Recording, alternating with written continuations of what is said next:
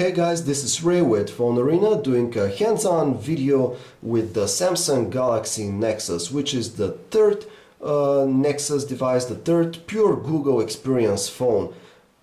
This one is actually not in the Nexus series. It's more like a Galaxy phone by Samsung, but it's still a Nexus device. The thing about these Nexus smartphones is that they usually bring the latest Android operating system in its pure form without being altered by any user interfaces or software created by manufacturers or carriers. So in this relation, the Samsung Galaxy Nexus is a pretty big deal because it actually introduces the new ice cream sandwich software, which is probably the most major update that Android has ever seen to date. What ice cream sandwich does is to bring a unified experience between phones and tablets based on Android, and for the most part the software is largely based on the Honeycomb operating system rather than on Gingerbread. So if you have ever used an Honeycomb based Android tablet, you'll feel right at home if you use the Samsung Galaxy Nexus. In addition to bringing a more standardized feel between phones and tablets on Android, what Ice Cream Sandwich is expected to do is to allow developers create better high-quality apps more easily, which would run and bring a similar experience to both Android phones and tablets. So what we have here is a prototype version of the Samsung Galaxy Nexus, but we can still appreciate its HD Super AMOLED display with a resolution of 720 by 1280 pixels. The screen size is really big at 4.65 inches, but we're happy to say that the device is not overly big, it's not uncomfortable to hold, at least for today's standards, and it's only marginally larger than a handset like the Samsung Galaxy S2. So we're really happy with this display. It has all the good stuff that comes with AMOLED screens, like completely black colors, very deep contrast levels, ultra saturated colors, and in addition to that it has this wonderful pixel density thanks to the HD resolution, which makes even small and fine details and smaller text very easily readable.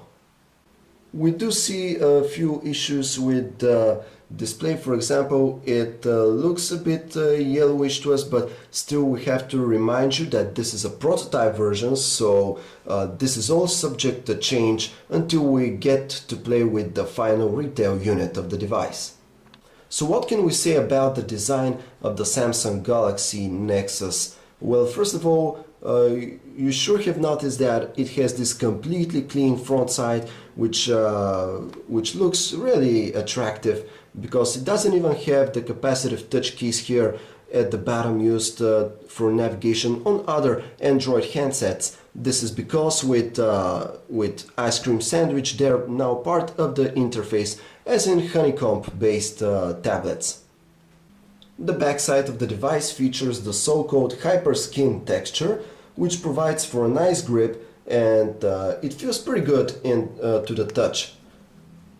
But still, this is all plastic. The Galaxy Nexus is still built entirely of plastic, which makes it feel, well, it doesn't feel cheap and it's not flimsy, but you know, it doesn't have that premium feel with more expensive and higher quality materials used in handsets like the Droid Razr, for example.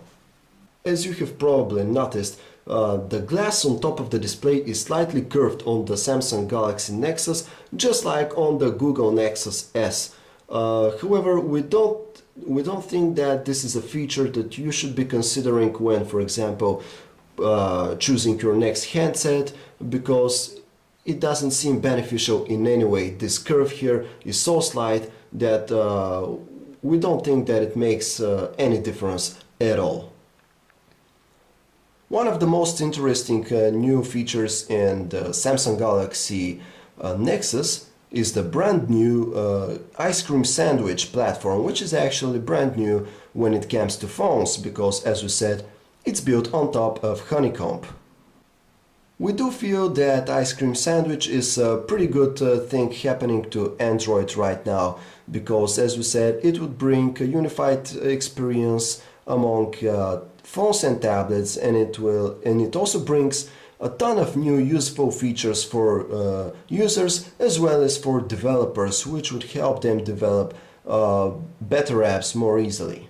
Unfortunately, our prototype unit is running a very early build of the ice cream sandwich software, but we can already see how successfully has Google transferred the Honeycomb experience to phones with ice cream sandwich.